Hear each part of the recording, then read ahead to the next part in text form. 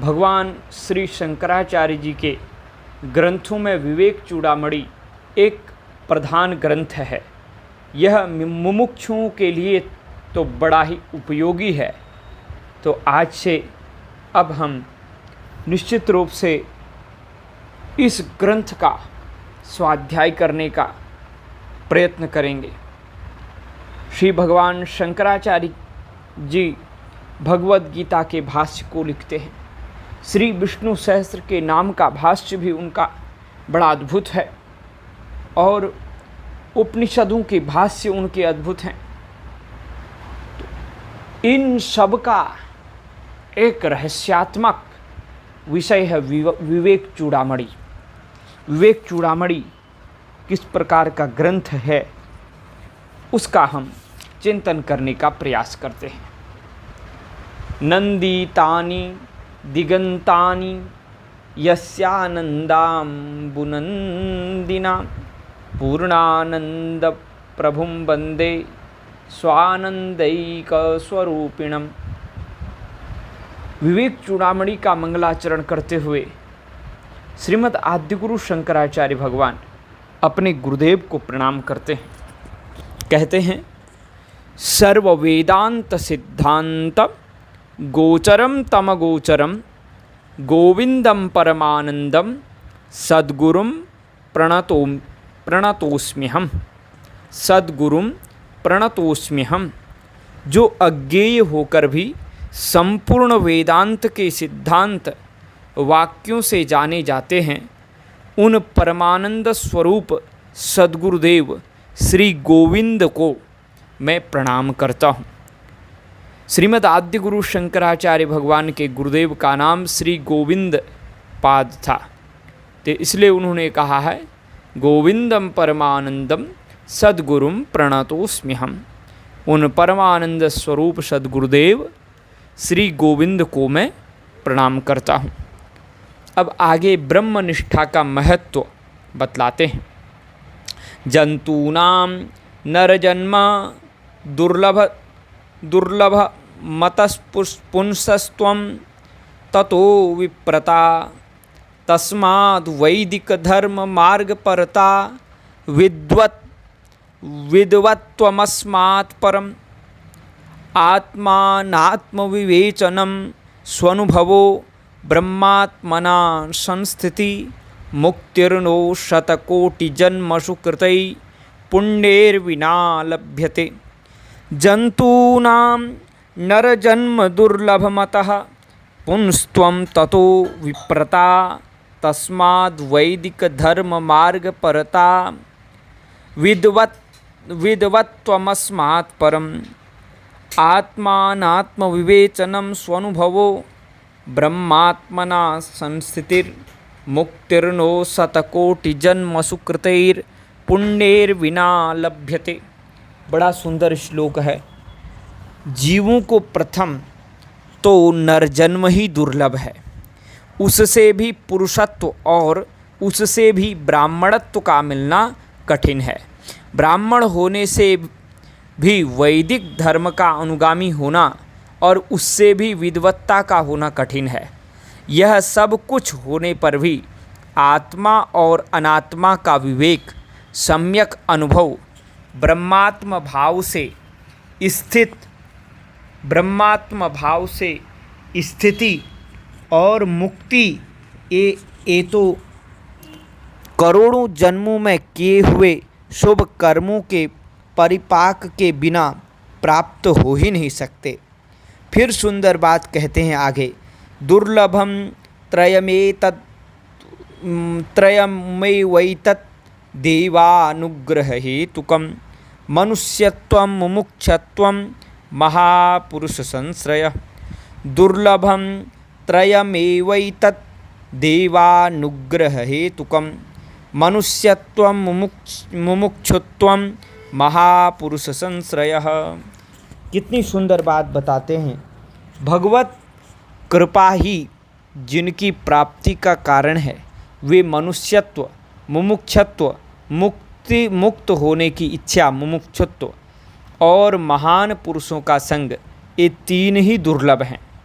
लब्ध्वा कथञ्चिन्नरजन्म दुर्लभं तत्रापि पुंस्त्वं श्रुतिपारदर्शनं यः स्वात्ममुक्तो न यतेतमूढधि स ह्यात्मः स्वां विनिहन्त्य सद्ग्रहात् लब्ध्वा कथञ्चिन्नरजन्म दुर्लभं तत्रापि पुंस्त्वं श्रुतिपारदर्शनं यः स्वात्ममुक्तो न यतेतमूढधि स ह्यात्मः स्वं विनिहन्त्य सद्ग्रहात्।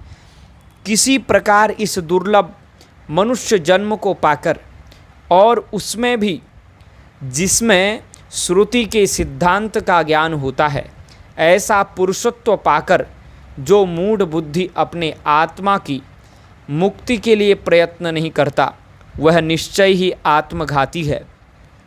वह असत में आस्था रखने के कारण अपने को नष्ट करता है। इतः कोन वस्ति मूढ़ात्मा यस्तु स्वार्थे प्रमाद्यति दुर्लभं मानुषं देहं प्राप्य तत्रापि पौरुषम्। इतः कोन्वस्ति मूढ़ात्मा यस्तु स्वार्थे प्रमाद्यति दुर्लभं मानुषं देहं प्राप्य तत्रापि पौरुषम। दुर्लभ मनुष्य देह और उसमें भी पुरुषत्व को पाकर जो स्वार्थ साधन में प्रमाद करता है, उससे अधिक मूढ़ और कौन होगा। वदन्तु शास्त्राणि यजन्तु देवान् कुर्वन्तु कर्माणि भजन्तु देवता आत्मैक्यबोधेन विना विमुक्तिर्न सिद्ध्यति ब्रह्मशतान्तरेऽपि वा। वदन्तु शास्त्राणि यजन्तु देवान् कुर्वन्तु कर्माणि भजन्तु देवताः आत्मैक्यबोधेन विना विमुक्तिर्न सिद्ध्यति ब्रह्मशतान्तरेऽपि। भले ही कोई शास्त्रों की व्याख्या करें, देवताओं का यजन करें, नाना शुभ कर्म करें अथवा देवताओं को भजें, तथापि जब तक ब्रह्म और आत्मा की एकता का बोध नहीं होता, तब तक 100 ब्रह्माओं के बीत जाने पर भी अर्थात 100 कल्पों में भी मुक्ति नहीं हो सकती। इसलिए अमृतत्वस्य नासास्ति वित्ते नेत्येव हि श्रुतिः ब्रवीति कर्मणो मुक्तेः अहेतुत्वं स्फुटं यतः। अमृतत्वस्य नासास्ति वित्ते नेत्येह हि श्रुति ब्रवीति कर्मणो मुक्तेः अहेतुत्वं स्फुटं यतः। क्योंकि धन से अमृतत्व की आशा नहीं है, यह श्रुति मुक्ति का हेतु कर्म नहीं है, और ये बात स्पष्ट बतलाई गई है। तो विवेक चूड़ामणि में ऐसी बहुत सी बातें बताई गई हैं। अब ज्ञानोपलब्धि का उपाय बता रहे हैं, ज्ञान कैसे प्राप्त होगा। अतो विमुक्तैव प्रयतेत विद्वान् संन्यस्त बाह्यार्थ सुख स्पृशन् संतं महान्तं समुपेत्य देशिकं तेनोपदिष्टार्थ समाहितात्मा। अतो विमुक्त्यै प्रयतेत विद्वान् संत्यस्त बाह्यार्थ सुख स्पृशन् संतं महान्तं समुपेत्य देशिकं तेनोपदिष्टार्थ समाहितात्मा। इसलिए विद्वान संपूर्ण बाह्य भोगों की इच्छा त्याग कर संत शिरोमणि गुरुदेव की शरण जाकर उनके उपदेश किए हुए विषय में समाहित होकर मुक्ति के लिए प्रयत्न करे। उद्धरेदात्मनात्मानं मग्नं संसार वारिधौ योगारूढ़त्वमासाद्य सम्यक् दर्शन निष्ठया। उद्धरेदात्मनात्मानं मग्नं संसार वारिधौ योगारूढ़त्वमासाद्य सम्यक् दर्शन निष्ठया। और निरंतर सत्य वस्तु आत्मा के दर्शन में स्थित रहता हुआ योगारूढ़ होकर संसार समुद्र में डूबे हुए अपने आत्मा का आप ही उद्धार करे। संन्यस्य सर्वकर्माणि भवबंध विमुक्तये यत्यतां पंडितेर्धीरैः आत्माभ्यास उपस्थितैः सन्न्यस्य सर्वकर्माणि भवबंध विमुक्तये यत्यतां पंडितेर्धीरैः आत्माभ्यास उपस्थितैः। आत्माभ्यास में तत्पर हुए धीर विद्वानों को संपूर्ण कर्मों को त्याग कर भव बंधन की निवृत्ति के लिए प्रयत्न करना चाहिए। चित्तस्य शुद्धये कर्म न तु वस्तुपलब्धये वस्तु सिद्धिर्विचारेण न किंचित कर्म कोटिभिः। चित्तस्य शुद्धये कर्म न तु वस्तुपलब्धये वस्तु सिद्धिर्विचारेण न किंचित कर्म कोटिभिः। कर्म चित्त की शुद्धि के लिए ही है, वस्तुपलब्धि तत्व दृष्टि के लिए नहीं है। वस्तु सिद्धि तो विचार से ही होती है, करोड़ों कर्मों से कुछ भी नहीं हो सकता।